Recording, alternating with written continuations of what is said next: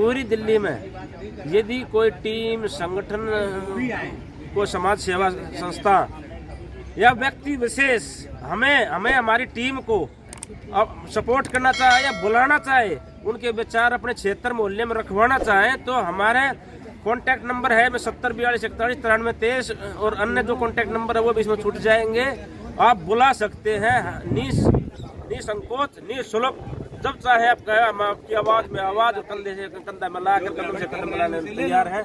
इसी कड़ी में है हमारे आदरणीय विजय लक्ष्मी पांडे जी। दो शब्द आपके सामने रखेंगे। नमस्कार, मैं विजय लक्ष्मी पांडे। तपस्वी आदर्श परिवार के द्वारा जो महाजन आंदोलन शुरू किया गया है पार्टीलेस डेमोक्रेसी के लिए, यह अपने आप में एक बहुत बड़ा अभियान है। ये अभियान किसी व्यक्तिगत स्वार्थ के लिए नहीं है। जब कोई एक जनप्रतिनिधि तो दूर की बात है, जब कोई एक व्यक्ति अपने देश की जनता का, अपने समाज के लोगों का, अपने घर परिवार के लोगों के बारे में सोचना शुरू कर देता है, तो वहीं वो सच्चा जनप्रतिनिधि बनकर के उभरने लगता है। और एक सच्चा जनप्रतिनिधि जब ये चाहता है कि हमारी देश की जनता मालिक है और उन मालिकाना हक को सिर्फ वोट की एक चोट को दे करके जो लोग आज मालिक बन के बैठ जाते हैं, खुद को मालिक होने का दावेदारी प्रस्तुत करने लगते हैं, खुद को जनता के लिए उनको डराने धमकाने का काम करने लगते हैं, उनके हक, उनके अधिकार का शोषण होने लगता है, तब ऐसे जनप्रतिनिधियों की आवश्यकता होती है। एक सच्चा जनप्रतिनिधि अपने देश की जनता के लिए, अपने समाज के लिए, अपने देश के लिए, अपने राज्य के लिए, अपने जिले के लिए, अपने मोहल्ले के लिए, अपने शहर के लिए एक एक सुख और दुख की कड़ी से जुड़ा होता है। ऐसा नहीं है कि आज यहाँ का जनप्रतिनिधि किसी दूसरे शहर में जाकर के चुनाव लड़ेगा। आज हमारे देश के लोगों को आवश्यकता है, क्योंकि देश की भोली भाली जनता शुरू से ही पीड़ित और शोषित रही है और इनका शोषण किया जाता रहा है, कभी अंग्रेजों के द्वारा, कभी किसी के द्वारा, कभी मौजूदा सरकार में, कभी किसी राज्य की सरकारों में, कभी प्रशासन के द्वारा, कभी पूंजीपतियों के द्वारा। मतलब शोषण कहीं न कहीं हर तरीके से होता आया है। अब हम लोग ये तैयारी कर रहे हैं कि देश की जनता मालिक बनेगी और जो देश की जनता के हक और अधिकार के लड़ने वाले जो लोग होंगे, जो सेवक होंगे, वो सेवक बन के काम करेंगे, मालिक बन करके नहीं। अर्थात देश के संविधान पर, देश की सत्ता पर देश की जनता मालिक बन के राज करेगी, मालिकाना हक उनका होगा। और वो जो सेवक होंगे, जो सच्चे जनप्रतिनिधि होंगे, जो बाई इलेक्शन जीत करके आएंगे, लोकतंत्र की बात करेंगे, मेंबर्स ऑफ पार्लियामेंट बन करके, मेंबर्स ऑफ लेजिस्लेटिव असेंबली में जा करके, लोकसभा में, राज्यसभा में, विधानसभा में अपने देश की जनता के सुख दुख की बात करेंगे, महिलाओं की बात करेंगे, बदहाल शिक्षा की बात करेंगे, स्वास्थ्य की बिगड़ती हालत पे बात करेंगे। पूंजीपतियों के द्वारा जो पैसे इकट्ठे हो रहे हैं वो हमारे टैक्स के पैसे हैं। हमारे में से जो लोग चुन करके आएंगे, उनके पास जो टैक्स का पैसा आएगा वो जनता पे खर्च होना चाहिए। इसलिए सच्चा जनप्रतिनिधि वही होगा जो अपने देश की जनता की बात जनता के साथ मिल करके करेगा। ऐसे में यह जन आंदोलन शुरुआत हुआ है और इस आंदोलन की शुरुआत ये कड़ी है। आगे आगे बहुत बड़ा संघर्ष होगा और बहुत बड़ी जीत हमारे साथ। बहुत बहुत धन्यवाद। बहुत ही ओजस्वी और क्रांतिकारी शब्दों में जंतर मंतर पर हो रहे इस धरना प्रदर्शन में आज हमारे बीच में त्रिवेणी प्रसाद त्रिपाठी जी मौजूद हैं, जो कि हाई कोर्ट और सुप्रीम कोर्ट के अधिवक्ता रहे हैं। इन्हें अच्छी तरह पता है देश का कानून क्या है और जनता क्या चाहती है। इन्होंने कई लड़ाइयाँ लड़ी हैं, कई लड़ाइयाँ इन्होंने देखी है और आज भारत और मानवता बचाओ संघ के रूप में एक ऐसा ऑर्गेनाइजेशन चला रहे हैं जहां भारत को बचाने की बात कही जा रही है, मानवता को बचाने की बात कही जा रही है। हम सुनते हैं जंतर मंतर के इस धरती से त्रिवेणी प्रसाद त्रिपाठी जी के विचार। देखिए, देश में बड़े बड़े आंदोलन हुए, आंदोलन क्रांतिकारियों लोग आए, चाहे राजगुरु हो, सुखदेव हो, शहीद भगत सिंह, चंद्रशेखर आजाद, मंगल पांडे, बिस्मिल्लाह हो, सब लोगों ने क्या किया कि कुर्बानियाँ दिया। और उस कुर्बानियों को इन लोगों ने क्या किया कि इन्होंने मकर जाल बना दिया। संविधान में पार्टी नहीं है, पार्टी जो है संविधान में पार्टी नहीं, चुनाव चिन्ह ऐसा नहीं सकता। चुनाव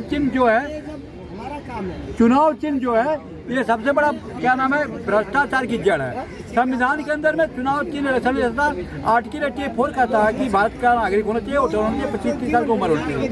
और आर्टिकल 19 कहता है कि एसोसिएशन, यूनियन, कोऑपरेटिव सोसाइटी बन सकती है, पार्टी नहीं है। ये मकर जाल बनाया है और लाखों लोगों की जो कुर्बानी आई है, चाहे महात्मा गांधी, चाहे लोग पढ़े लिखे थे, बरिष्ठ थे और अंग्रेजों के साथ जो लड़ा, क्रांति हुई, उसके बाद हमारा देश आज़ाद हुआ। लेकिन एक यूनाइटेड प्रोविडेंस बन गई, महात्मा गांधी को गोली मार देगा।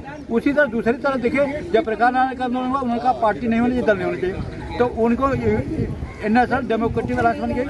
तीसरा आंदोलन जो हुआ अन्ना जी का हुआ, उसको हमारे आम आदमी पार्टी ने कैप्चर कर लिया। और आज देश के बीच देखिए, हमारी बेटियां सुरक्षित नहीं, परिवार सुरक्षित, समाज सुरक्षित नहीं। और मैं कहना चाहता हूँ कि ये तपस्वी आदर्श परिवार, आदर्श परिवार जो तपस्वी आदर्श परिवार है, एक आदर्श परिवार की एक कल्पना है। और आदर्श परिवार कब बनेगा?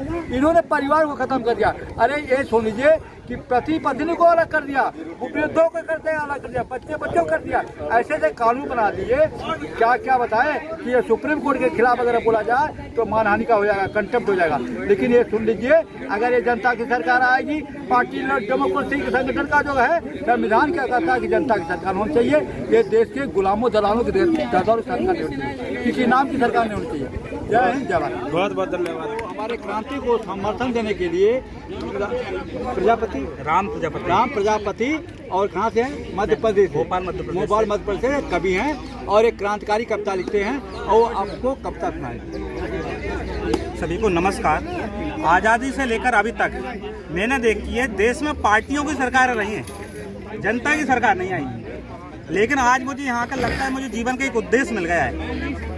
ये स्वामी विवेकानंद जी निकले थे कि मतलब धर्म क्या है, कोई भगवान से मुझे मिलवाएगा। कई गुरु उन्होंने देखा, लेकिन रामकृष्ण परमहंस जी से उनकी भेंट हुई, बाद में उनको बोला कि हाँ मैं भगवान से मिल पाऊंगा। मुझे यहाँ कर ऐसा लग रहा है कि वास्तव में मुझे भगवान से मिलना हो जाएगा, मेरा उद्देश्य मुझे मिल गया है। और आज मैं वास्तव में मेरा जीवन भी ऐसी पार्टी के लिए, पार्टी नहीं जनता के लिए मैं समर्पित करता हूँ। अभी तक पार्टियां देखता था, पार्टी तो हमें चाहिए नहीं, तो जनता की सरकार आगे हमको बनाना है। कुछ कविता है, उनके माध्यम से मैं मैसेज देना चाहूँगा। जगे नहीं तो खो जाएगी भारत की पहचान, जगे नहीं तो खो जाएगी भारत की पहचान। बचा लो अपना हिंदुस्तान, बचा लो अपना हिंदुस्तान, बचा लो अपना हिंदुस्तान। और आज हम सभी लोग तैयार हुए हैं, इसमें युवा वर्ग भी है, इसमें हमारे वरिष्ठ जन भी हैं, सभी हम मिलकर भारत माँ के गायन में कुछ मैं कविताएं हैं मेरा। भारत माँ की संतानें हम, भारत माँ की संतानें हम, शीश झुकाना क्या जाने, खड़ा उठा ले गगन झुका दे, उठे चले सीना ताने, भारत माँ की संतानें हम। और एक और है मेरी कविता। ऋषियों के मंत्रों की वाणी भरती साहस नस नस में, ऋषियों के मंत्रों की वाणी भरती साहस नस नस में। चक्रवर्तियों की गाथा सुन, नहीं जवानी है बस में। हर हर महादेव के स्वर से विश्व गगन को थर्राने, कदम कदम पर मिलजुल गाते वीरों के व्रत के गाने। भारत माँ का मान बढ़ाने, हम पर्वत को हाथ लगाकर संजीवन कर सकते हैं। अभी बोल रहे थे ना कि सभी पार्टियां हैं, सभी बातें करते हैं, सब आप भी वैसे ही हो जाओगे, लेकिन हम वैसे नहीं होंगे। मैं आपसे बड़े कमिटमेंट के साथ बोल सकता हूँ, हम पर्वत को हाथ लगाकर संजीवन कर सकते हैं। मर्यादा बनकर असुरों का बलमर्दन कर सकते हैं। रामेश्वर की पूजा करने, जल पर पत्थर तैराने, कदम कदम पर मिलजुल गाते वीरों के व्रत के गाने। भारत माँ का मान बढ़ाने। अंतिम मेरा अंतरा है, जरासंध छल बल दिखला ले, अंतिम विजय हमारी है। जरासंध छल बल दिखला ले, अंतिम विजय हमारी है। भीम पराक्रम प्रकटित होगा, योगेश्वर गिरधारी है। भीम पराक्रम प्रकट होगा, योगेश्वर गिरधारी है। अर्जुन का रथ हाँक रहा जो, उसके हम हैं दीवाने। अर्जुन का रथ हाँक रहा जो, उसके हम हैं दीवाने। कदम कदम पर मिलजुल गाते वीरों के व्रत के गाने, भारत माँ का मान बढ़ाने बढ़ते माँ के मस्ताने। कदम कदम पर मिलजुल गाते वीरों के व्रत के गाने, वीरों के व्रत के गाने, वीरों के व्रत के गाने। एक छोटी सी और दो मेरी लाइन है। अगर हम नहीं देश के काम आए, आज समय है देश के लिए जागरूक करने के लिए, देश के लिए मर मिटने के लिए, देश के लिए कुछ करने के लिए। अगर हम नहीं देश के काम आए, धरा क्या कहेगी गगन क्या कहेगा, धरा क्या कहेगी गगन क्या कहेगा, धरा क्या कहेगी गगन क्या कहेगा। भारत माता की जय, भारत माता की जय, वंदे मातरम, वंदे मातरम, वंदे मातरम। बहुत बहुत धन्यवाद। मंतव्य हो रहे इस जन अभियान में मध्य प्रदेश से गांधीवादी विचारधारा को अपनाते हुए पैदल यात्रा करते हुए मध्य प्रदेश से आज पहुंचे हमारे बीच में करुणा प्रसाद मिश्र जी, जिनकी लड़ाई सत्य, अहिंसा और गांधीवादी विचारधारा से शुरू होकर के भारत की जनता के लिए हो रही है। आज वो पहुंचे हैं दिल्ली के जंतर मंतर पे। उनके विचार जानते हैं कि पार्टीलेस डेमोक्रेसी, जनता के राज को लाने के लिए जो सरकारें कार्य कर रही हैं और जनता के लिए क्या उनका हक अधिकार होना चाहिए, क्योंकि गांधीवादी विचारधारा से जुड़े हैं। इनसे जानते हैं इनके विषय में। आज शिक्षा तो भाई सुधार नहीं आया, जीने का अंदाज नहीं आया। आज ये जंतर मंतर में आकर के मैं 88 वर्षीय करुणा प्रसाद मिश्र गांधी विचारधारा में जो 2 अक्टूबर से मध्य प्रदेश के सीधी गांधी चौराहे से निकल करके पूरी यात्रा करते जा रहा हूँ। आज मुझे यहाँ पहुँच करके ये देखने में कि हमें आज के इस तौर तरीकों को के देख करके और जो हमारे पुराने तौर तरीके, क्योंकि मैं गांधी जी के साथ 43-44 में चला, उस बात को समय तो मेरे पास उस समय मैं 14-15 साल का था, लेकिन फिर भी देखने में अंदाज़ा लगता था।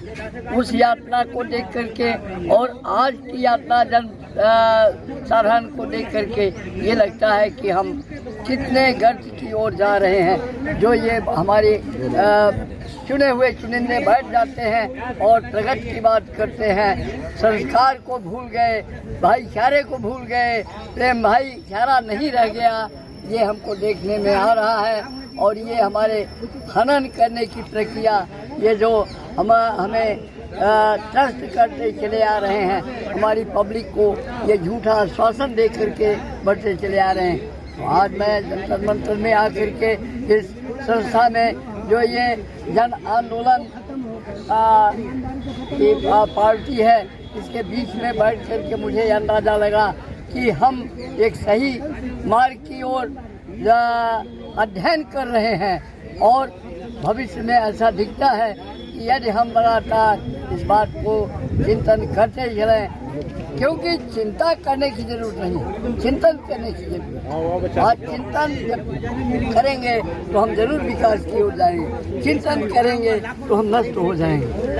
इसलिए हम ये दमनकारी नीतियों से क्योंकि सबसे बड़ी दिक्कत तो ये है कि इसके पहले राजतंत्र था जिसे हम मोनोपोली कहते हैं, वहाँ भी ब्यूरोक्रेसी नौकरशाही थी और वही नौकरशाही हमारे प्रजातंत्र में डेमोक्रेसी में आ गई। तो कोई भी कार्य किया जा रहा है तो ये नौकरशाही यानी ब्यूरोक्रेसी हावी है और वो अपने अनुसार हम सबको मोड़ करके हमारे नियम कायदे कानूनों को तोड़ मरोड़ करके हमें त्रस्त करने की प्रक्रिया चालू है।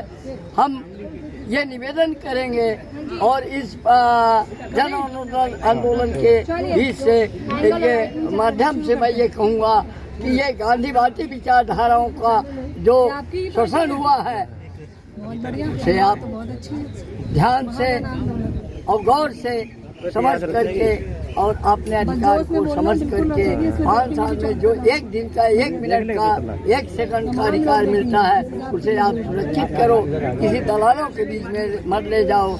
मेरा ये निवेदन है, हर 5 साल में सबसे पहले आप बदलने की कोशिश करो। इनके समझ में ये आए कि नहीं हम गलत करेंगे तो हमें बदल दिया जाएगा, तब जा करके हमारे में कुछ सुधार होगा और समाज में सुधार। बहुत बढ़िया, बहुत सुंदर, बहुत बहुत धन्यवाद। मैं हूँ कृपा शंकर सी पांडे, नेशनल पार्टी डेमोक्रेटिक। आप लोग हाँ जी, पहुंचे हैं, हाँ जी। क्या मांगे लेके आए या लोगों को जागरूक करने के लिए? ये हमारी कोई मांगे नहीं, हमारा आज एक घोषणा है, हमारी एक घोषणा है। घोषणा ये है कि दिल्ली की ये सरकार जो भी बनी है अरविंद केजरीवाल जी की, इसको गिराया जाए। गिराने के पीछे 2 कारण है, एक तो ये भ्रष्टाचार में डूबी है, दूसरा जो पार्टीलेस डेमोक्रेसी का कॉन्सेप्ट है इसके हत्यारे हैं। अन्ना जी ने जब वो आंदोलन किया था उस समय अगर ये पार्टी नहीं बनाए होते, पार्टीलेस डेमोक्रेसी की सरकार बनती तो आज इंडिया भारत का दूसरा एक नक्शा होता। तो हम लोगों ने पहला लक्ष्य रखा है कि इनकी सरकार गिरे और पार्टीलेस डेमोक्रेसी की सरकार हम लोग बना के एक मॉडल दिल्ली में दिखाएं। तो दिल्ली प्रदेश में हमने जो अपनी कार्यकारिणी बना रखा है उसके अध्यक्ष हमारे योगी योगेंद्र सिंह माथुर जी हैं। इनकी अध्यक्षता में दिल्ली में ये कार्यक्रम होगा। एक तो पार्टीलेस डेमोक्रेसी की सरकार बनाना, उसके पहले सरकार गिराना, ये 2 लक्ष्य है।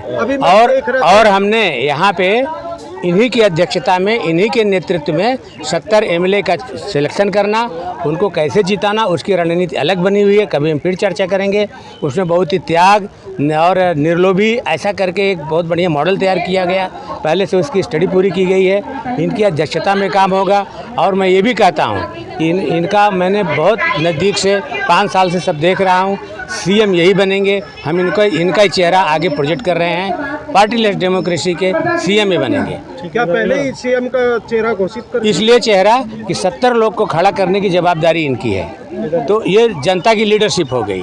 ये जो लीडरशिप करेंगे उसके लिए यही नेतृत्व कर पाएंगे। जी सर, क्या लगता है जैसे केजरीवाल अपनी जनता को लॉलीपॉप दिया था, लालच का दिया था, आप भी इसी तरह से पार्टी उतार रहे हैं केजरीवाल के खिलाफ, जनता के बीच आप क्या बात रखेंगे जो जनता आपको सपोर्ट करे?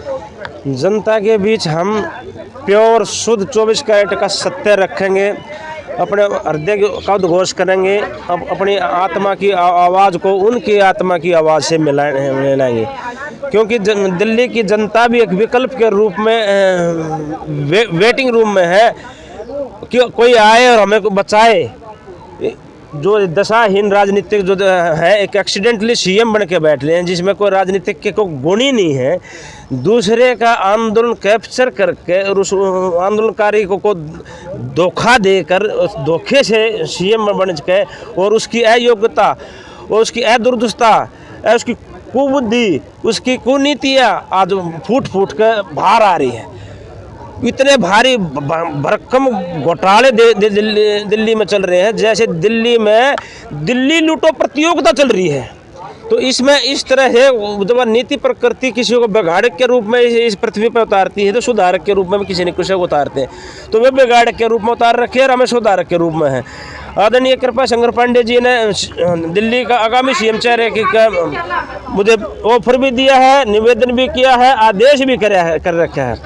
और मैं इनके प्रति अपने आदर आभार व्यक्त करता हूँ, धन्यवाद व्यक्त करता हूँ। देखी गहराइयों से आपने मुझे इस योग्य समझा, इस लायक समझा कि दिल्ली का CM चेहरा बन पाऊँ। क्या 2024 की में भी आपकी तैयारी रहेगी? आपको किसी अपने सांसद के उतारेंगे? 2024 में हम तो चाहते हैं दिल्ली में मध्यवर्ती चुनाव हो, दिल्ली में राइट टू रिकॉल के आधार पर यदि सरकार गिरे या जो संविधान के रूप में जनता असली सरकार मल्लिक है, तो मल्लिक इसको कहे कि यह अयोग्य सरकार है, इसको गिराओ। और वो काम हम 30 अप्रैल को यहाँ जंतर मंतर में करने जा रहे हैं। जो 360 गांव के प्रधान, 360 गांवों से मुख्य व्यक्ति और उनकी कॉलोनियों में से जो बने हुए हैं, जो मुख्य प्रधान वगैरह है, RWA से जो जुड़े हुए हैं, उन हस्तियों को ले आएंगे और यहाँ से आह्वान कर देंगे कि भाई अगले 1 महीने में ये सरकार गिरनी चाहिए, तो गिरनी चाहिए, नहीं तो दिल्ली का बेड़ा गर्क निश्चित तौर पर है।